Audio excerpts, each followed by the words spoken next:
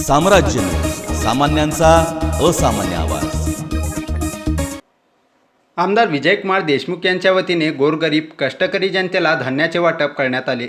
जागतिक अन्नदान दिनाचे औचित्य साधून आमदार विजयकुमार देशमुख यांच्या वतीने गोरगरीब कष्टकरी जनतेला मदत नव्हे कर्तव्य भावनेने अन्नधान्याचे किट वाटप करण्यात आले। आमदार विजयकुमार देशमुख यांच्या संपर्क कार्यालयात झालेल्या छोटेखानी कार्यक्रमास परिवहन सदस्य पिंटू माने उपस्थित होते। या अन्नधान्याचे वाटप विषयी अधिक माहिती परिवहन सदस्य पिंटू महाले यांनी दिली।